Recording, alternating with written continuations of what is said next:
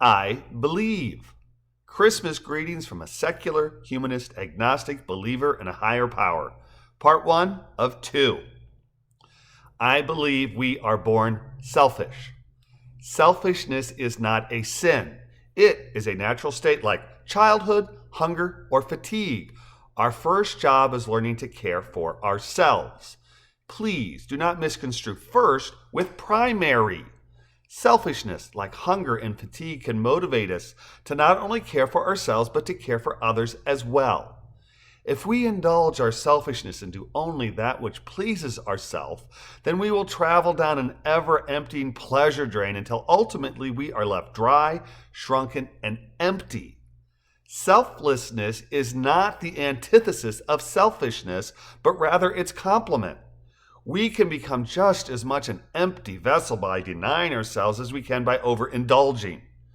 The key is to use natural, base, primary desires to enrich ourself, our community, and our world. Selfishness can bring more to the table so all can share in life's pleasures, far more than does unchecked, greedy devouring or ascetic denial of fleshly pleasures. Selfishness includes helping my adult brothers and sisters by providing them with the tools to stand as much on their own as is reasonable.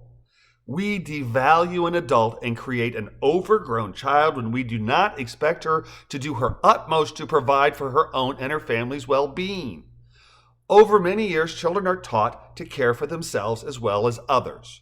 When we give an adult the necessities of life, we diminish him and relegate him to the status of an overgrown child. While it is undeniable that we all need help from time to time, creating a class of incompetent mendicants that are dependent upon others for their every need is to dehumanize the recipients of such misguided gifts. We must strive to lift others up, not hold them back.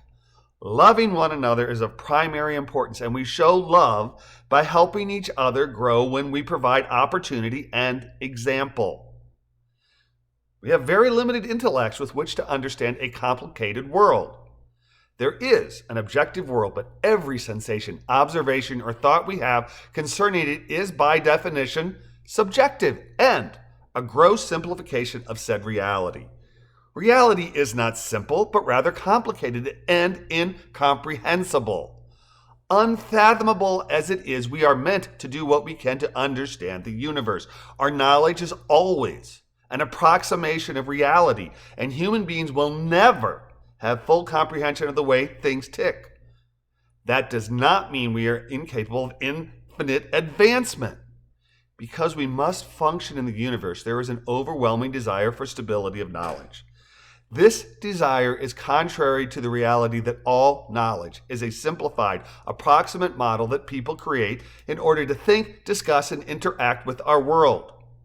This is not comforting, but it is irrefutably true, unless one day we become more than human.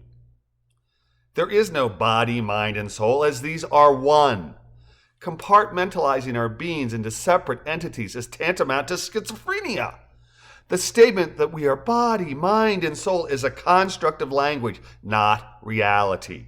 We are the complete complement of our existence, and no semantic compartmentalizing will change our essence. We must care for all of ourselves and nourish all of one another to be whole and healthy, living our lives with the realization that language is a snake that consumes itself is a task so difficult as to be superhuman. But by trying to understand beyond our words and our parochialism, we have the potential to grow. We are our sum total, and each is related to the other.